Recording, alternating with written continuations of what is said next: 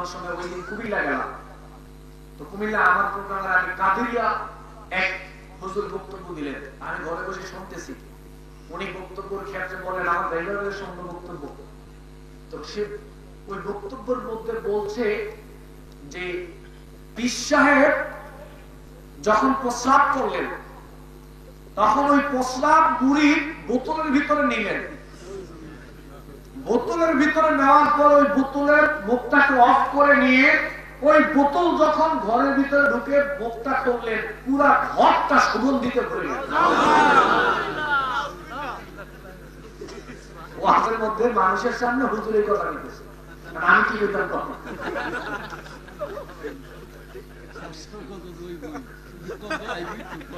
তার সুগন্ধি বিশ্বের প্রস্রাবের মধ্যে এখন সুগন্ধি। বিশ্বের প্রস্রাব কয়দিন পরে ফায়খানার মধ্যে সুগন্ধি, এত প্রস্রাব না।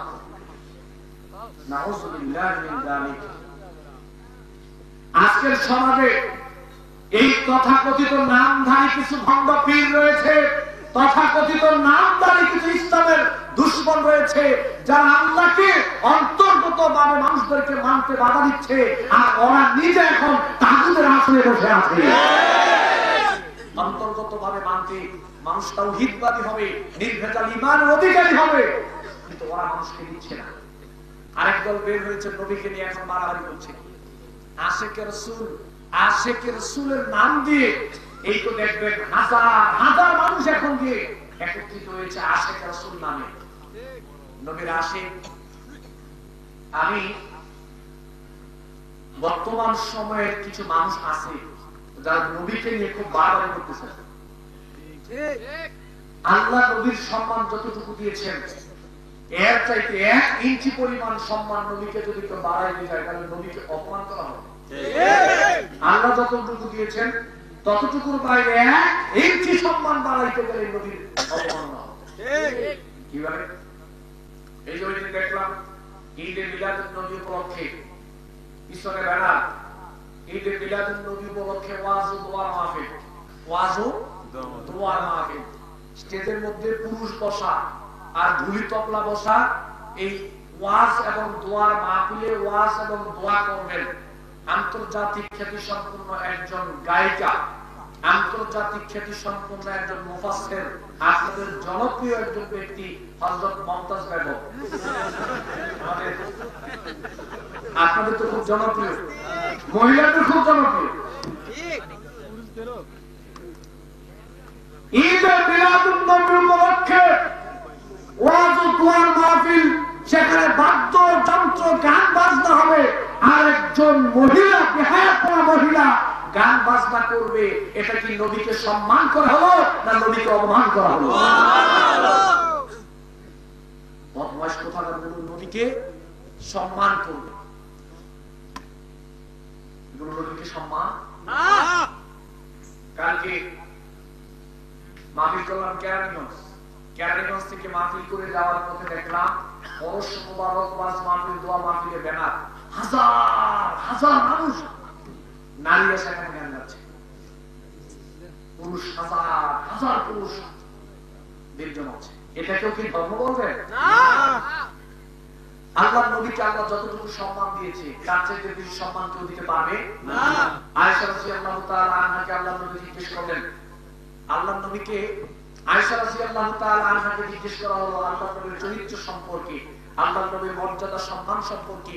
মুসনাদ আহমদের মধ্যে আসছে আয়েশা রাদিয়াল্লাহু তাআলা আনহা বলেন, কানা খুলুকুল কোরআন, এই গোটা কোরআনটাই হচ্ছে আমার বিশ্বনবীর চরিত্র। সুবহানাল্লাহ, কোরআনটাই হচ্ছে আমার বিশ্বনবীর সম্মান মর্যাদা।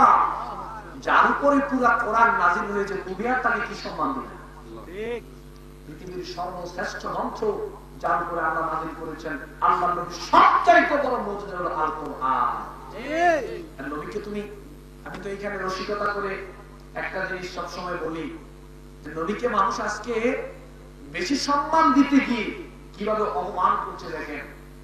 একটা মহিলা ওয়াজ মাহফিলে গেল, উদাহরণস্বরূপ বোঝানোর জন্য বলি, মহিলা ওয়াজ মাহফিলে গেল, ওই মাহফিলে যিনি আলোচনা করেছেন উনি স্বামীর খেদমত করা, স্বামীর সম্মান, এটা নিয়ে খুব গুরুত্বপূর্ণ আলোচনা করেছেন। কোরআন হাদিস দিয়ে দলিল দিয়ে স্বামীর সম্মান করলে জান্নাত, ব্যাপারটা এরকম হয়ে গেল।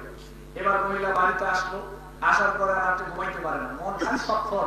স্বামীকে সম্মান করতে হবে, স্বামীকে সম্মান দিতে হবে, স্বামীকে সম্মান দিতে হবে।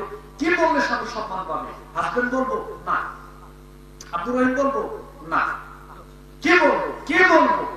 এভাবে একবার ওই রূপে, আবার এই রূপে, আবার এই রূপে, আবার এই রূপে, খালি স্বামীকে সে কি বলবে?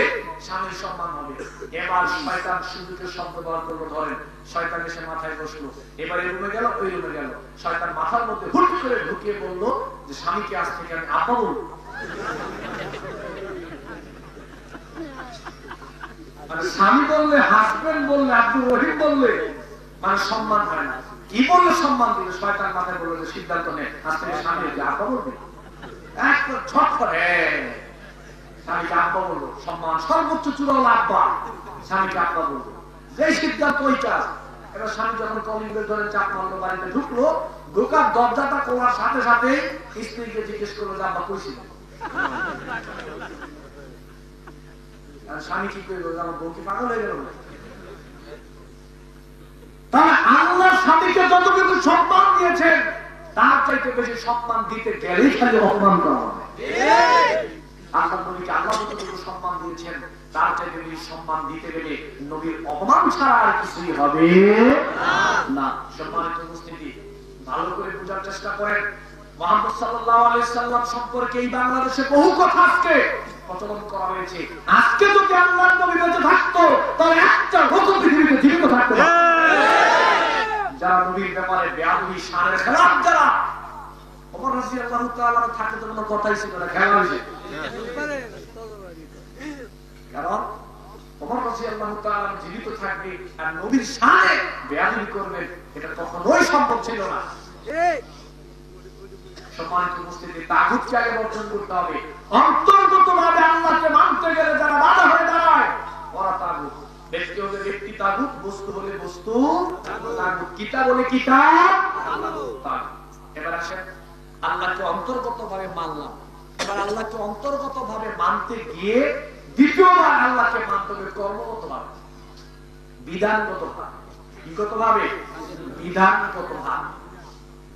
এবার আল্লাহ সুবহানাহু ওয়া তাআলাকে আমরা বিধানগতভাবে মানব। প্রধানমন্ত্রী উনি মুসলিম কিনা? বলেন সবাই, মুসলিম কিনা? বিরোধী দলীয় নেত্রী উনি মুসলিম কিনা? রাষ্ট্রপতি মুসলিম কিনা? এমপি মন্ত্রী চেয়ারম্যান, হাজারো এমপি মন্ত্রী চেয়ারম্যান মুসলিম কিনা? এদেশের মাটিতে লক্ষ লক্ষ আলেম, ওরা মুসলিম কিনা? আমরা সাধারণ মানুষ যারা দাবিদার, আমরা মুসলিম কিনা? আমরা মুসলিম। এবার এক নাম্বার শর্ত হলো মুসলিম হওয়ার জন্য আগে অন্তর্গতভাবে যারা আল্লাহকে মানতে বাধা দেয় ওদেরকে আগে বাদ দিতে হবে, এদেরকে আগে বর্জন করতে হবে। এদেরকে বর্জন না করে মুসলিম হওয়া যায় না। এবার দ্বিতীয় পয়েন্ট, আল্লাহকে আমরা কর্মগতভাবে মানব, বিধানগতভাবে মানব। আল্লাহ রাব্বুল আলামিন বলেন, রব্বুনাল্লাযী আ'তা কুল্লা শাইইন খালকাহু সুম্মা হাদা। আল্লাহ রাব্বুল আলামিন বলে দিলেন, মুসা আলাইহিস সালাম যখন ফেরাউনের কাছে তাওহীদের দাওয়াত নিয়ে গেলেন, ইসলামের দাওয়াত নিয়ে গেলেন, তখন ফেরাউন মুসাকে জিজ্ঞেস করলো, তুমি যে রবের দাওয়াত, আল্লাহর দাওয়াত আমাকে দিচ্ছ, তোমার সেই আল্লাহর পরিচয়টা আমার সামনে একটু বলো। এবার মুসা আলাইহিস সালাম আল্লাহর পরিচয় কিভাবে তুলে ধরলেন খেয়াল করেন। আল্লাহ রাব্বুল আলামিন পবিত্র কোরআনে তুলে ধরলেন, রব্বুনাল্লাযী আ'তা কুল্লা শাইইন খালকাহু সুম্মা হাদা। আল্লাহ রাব্বুল আলামিন বলেন, আমার রব হচ্ছেন তিনি। মুসা আলাইহিস সালাম বলেন, আমার আল্লাহ হচ্ছেন তিনি, আমার রব হচ্ছেন তিনি, যিনি গোটা পৃথিবীতে যত সৃষ্টি জগৎ রয়েছে সব কিছুকে যিনি সৃষ্টি করেছেন। আবার সবার সৃষ্টি করার পরে সবার চলার জন্য একটা পথ বলে দিয়েছে। আমাদের জন্য আল্লাহ একটা পথ বলে দিয়েছেন। সৃষ্টি করার পরে আমাদের জন্য একটা দিক নির্দেশনা দিয়েছেন, আমাদের চলার জন্য একটা নীতিমালা বলে দিয়েছেন। শুধু আমাদেরকে সৃষ্টি করেই আল্লাহ রাব্বুল আলামিন ছেড়ে দেন নাই, বরং আমাদের চলার জন্য নীতিমালাও দিয়ে দিয়েছেন। যিনি এই মোবাইলকে তৈরি করলেন, উনি মোবাইল তৈরি করেই বাজারে ছেড়ে দেন নাই, উনি মোবাইল তৈরি করেই বাজারে ছেড়ে দেন নাই, উনি মোবাইল তৈরি করার পরে যাতে করে মানুষ এই মোবাইল চালাইতে পারে, এই জন্য আল্লাহ ওই যিনি মোবাইল তৈরি করেছেন উনি সাথে একটা নীতিমালা দিয়েছেন। শুধু মোবাইল তৈরি করে উনি ক্ষান্ত হন নাই, একটা নীতিমালা দিয়ে দিয়েছেন। এবার যদি যিনি মোবাইল তৈরি করেছেন উনি যদি মোবাইলের নীতিমালাটা না দিতেন, তাহলে এই মোবাইল বেশি দিন বাঁচতো। একজন এক ভাবে চালাইতো, কেউ পানি ফালাই দিত, পানি থেকে আবার তুলতো, কেউ আগুনে ফালাইতো, আবার আগুন থেকে আবার তুলতো, কেউ এই বাটনে চাপ দিত, কেউ ওই বাটনে চাপ দিত, তাহলে মোবাইল বেশি দিন টিকতে পারতো না। যিনি মোবাইল তৈরি করেছেন আবার ওই মোবাইল থেকে মানুষ যাতে সুবিধা নিতে পারে, ওইটা তৈরি হওয়ার চাহিদা যাতে পূরণ হতে পারে, এজন্য আবার ওই মোবাইল চালানোর জন্য যিনি তৈরি করেছেন তিনি একটা নীতিমালাও দিয়েছেন।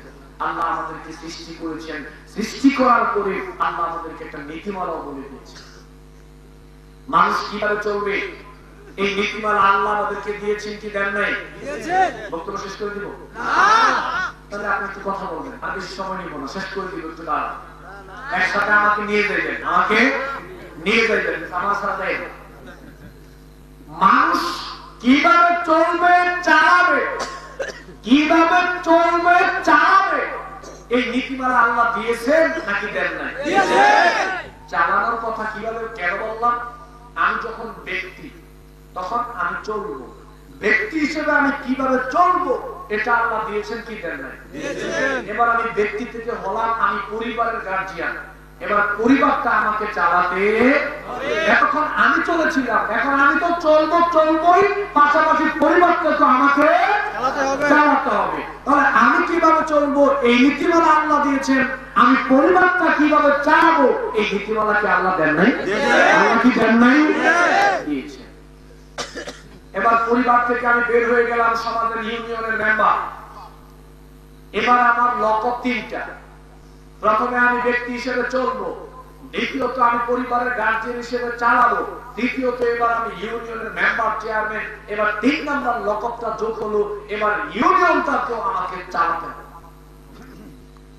ব্যক্তি কিভাবে চলবে এটা কোরআনে আছে, আল্লাহ দিয়েছেন। পরিবারকে কিভাবে চালাবো এটাও আল্লাহ দিয়েছেন। আমার ইউনিয়নটাকে কিভাবে চেয়ারম্যান মেম্বার সাহেব চালাবে এটা মনে হয় আল্লাহ দেন নাই। কি বলে দেন নাই? এটা নাই কোরআন। এবার ইউনিয়ন থেকে চলে গেলাম উপজেলা, পৌরসভা, পরিষদে। এতক্ষণ আমি ব্যক্তি চলেছিলাম, পরিবারকে চালিয়েছিলাম, ইউনিয়নকে চালিয়েছিলাম, এবার পৌরসভা, উপজেলাকে আমার চালাইতে হবে। আল্লাহ রাব্বুল আলামিন বললেন তুমি উপজেলা, পৌরসভা কিভাবে চালাইবা এটাও আমি আল্লাহ দিয়ে দিয়েছি। এবার যান ঢাকা বিভাগে, বাংলাদেশে যত বিভাগ আছে সব বিভাগে, পরিবার থেকে ব্যক্তি থেকে পরিবার, পরিবার থেকে ইউনিয়ন, ইউনিয়ন থেকে জেলা পরিষদ, উপজেলা পরিষদ, উপজেলা পরিষদ থেকে বিভাগীয় পরিষদ। আল্লাহ বললেন তুমি তোমার বিভাগীয় পরিষদ কিভাবে পরিচালনা করবা এই দিক নির্দেশনা আমি আল্লাহ দিয়ে দিয়েছি। এবার যান রাষ্ট্রের কাছে, রাষ্ট্রকে কিভাবে চালানো হবে। যারা রাষ্ট্রের দায়িত্বশীল ওরা প্রথমে ব্যক্তি নিজেরা চলবে আল্লাহর নিয়ম নীতিতে, এবার পরিবারের দায়িত্বশীল পরিবারকে চালাবে আল্লাহর নিয়ম নীতিতে, এবার ইউনিয়ন পর্যায়ে দায়িত্বশীল ইউনিয়ন পর্যায়ে চালাবে আল্লাহর নিয়ম নীতিতে, এবার জেলা পৌরসভা পরিষদের দায়িত্বশীল জেলা পরিষদ পৌরসভা পরিষদ চালাবে আল্লাহর নিয়ম নীতিতে, এবার উনি বিভাগীয় পর্যায়ে দায়িত্বশীল বিভাগীয় পর্যায়ে পরিচালনা করবেন আল্লাহর নিয়ম নীতিতে, এবার উনি হলেন রাষ্ট্রের পরিচালনার দায়িত্বশীল, রাষ্ট্র চালাইবেন উনি আমার মন মতো। আর কি বলে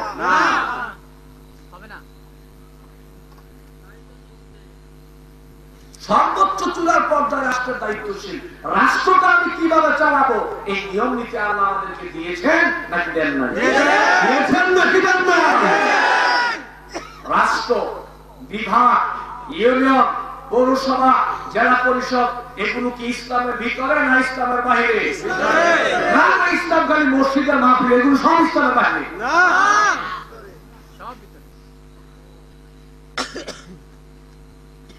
আল্লাহ রাব্বুল আলামিন বলেন আলা লাহুল খালকু ওয়াল আমরু তাবারাকাল্লাহু রাব্বুল আলামিন। আমি আল্লাহ সৃষ্টি করেছি তোমার ব্যক্তি জীবন, তোমার পারিবারিক জীবন, তোমার সামাজিক জীবন, তোমার রাষ্ট্রীয় জীবন, এই সমস্ত কিছু আমি আল্লাহ রাব্বুল আলামিন দিয়েছি। সুতরাং আমি আল্লাহর কথা মতোই সবকিছু চলতে হবে, চালাতে হবে। এবার একটু আমার দিকে তাকান। যিনি বাংলাদেশের প্রধানমন্ত্রী হন, বাংলাদেশের প্রধানমন্ত্রী হওয়ার পরে এই পুরা বাংলাদেশের উনি প্রধানমন্ত্রী, বাংলাদেশের মানুষ সবাই ওনাকে প্রধানমন্ত্রী হিসেবে মানতে হবে। এবার বাংলাদেশের সব মানুষ ওনাকে প্রধানমন্ত্রী হিসেবে মানলো, আর আপনাদের এই সাভার আশুলিয়ার মানুষগুলো প্রধানমন্ত্রী বরাবর একটা দরখাস্ত করলো। দরখাস্ত করে বলল আপনি বাংলাদেশের প্রধানমন্ত্রী হয়েছেন, ভালো কথা, বাংলাদেশের মানুষ আপনাকে নির্বাচিত করেছে, আপনি প্রধানমন্ত্রী হয়েছেন, ভালো কথা, আপনি দেশকে সুন্দরভাবে পরিচালনা করেন, আপনার জন্য দোয়া করি। তবে আপনি কিন্তু আমাদের সাভারের প্রধানমন্ত্রী নন। কেমন সুন্দর সিট দিয়েছিলেন। প্রথমে দোয়া করছে, প্রধানমন্ত্রী কিনে মানবে না, পরে কি সাধারণ মানুষ বাড়ি থাকতে পারবেন বাংলাদেশে? ইন্ডিয়ায়, ইন্ডিয়ায় তো যেতে হয় না, পার্শ্ববর্তী দেশ, এটা খুব বন্ধুসুলভ দেশ, আমাদের দেশের জন্য খুব মায়া।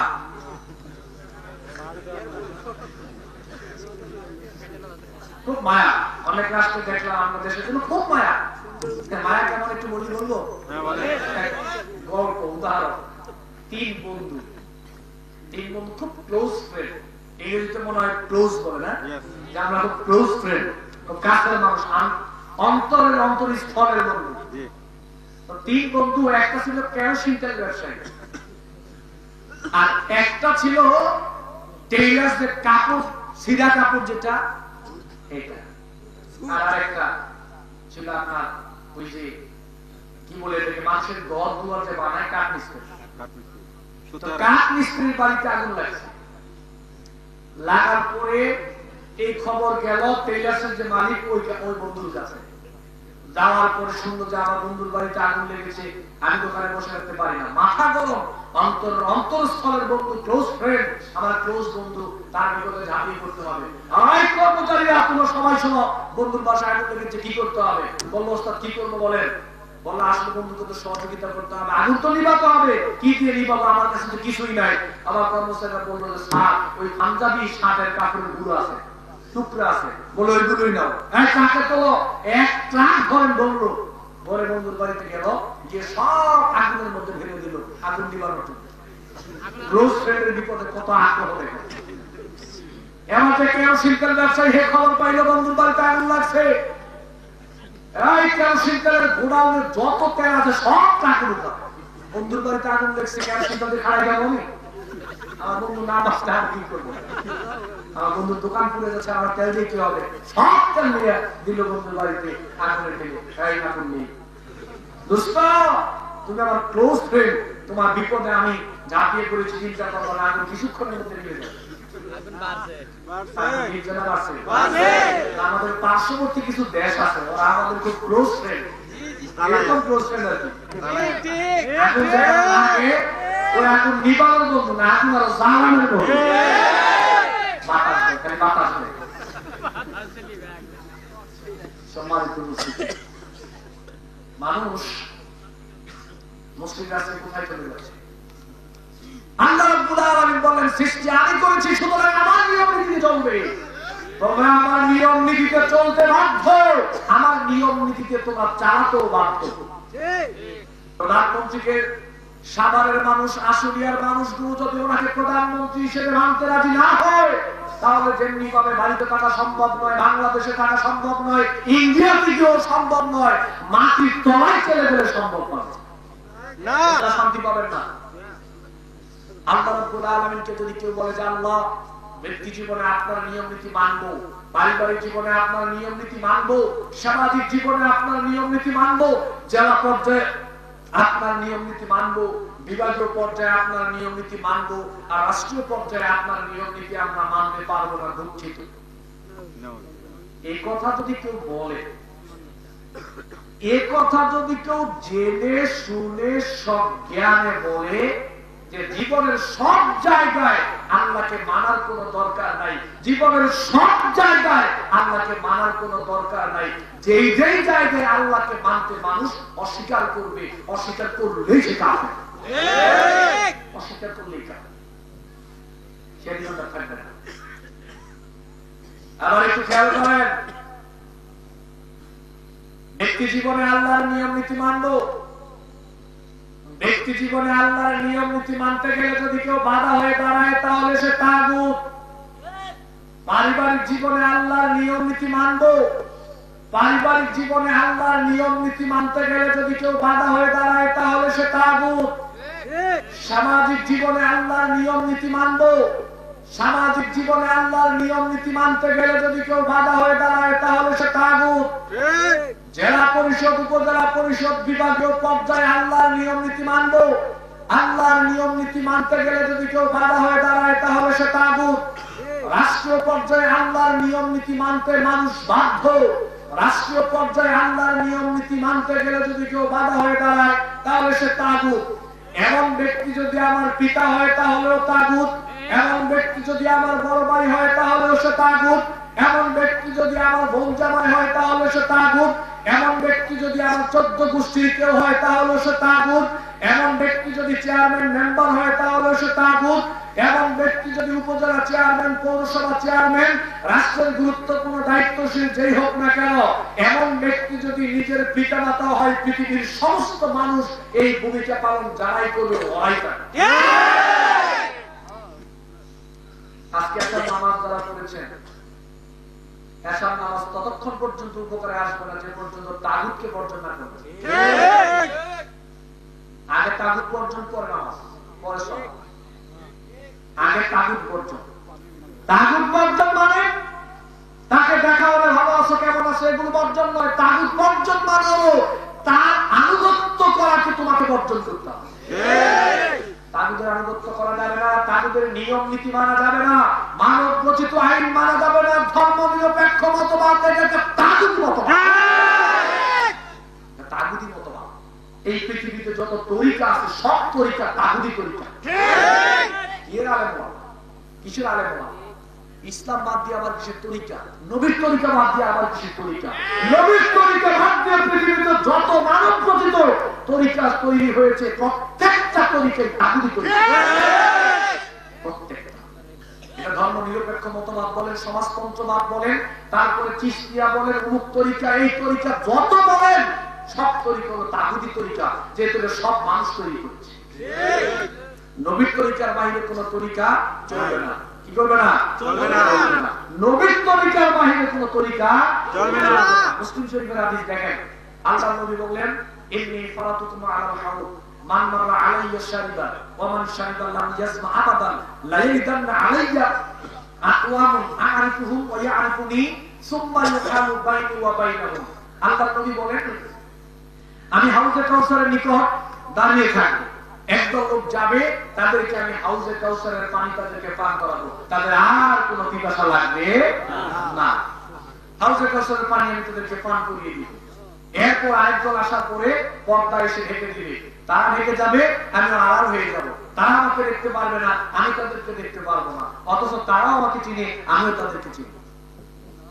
তার মানে নবীর উম্মত, নবীর উম্মত, আরিফুহুম ওয়া ইয়ারিফুনি, তারাও আমাকে চিনে, আমিও তাদেরকে চিনি।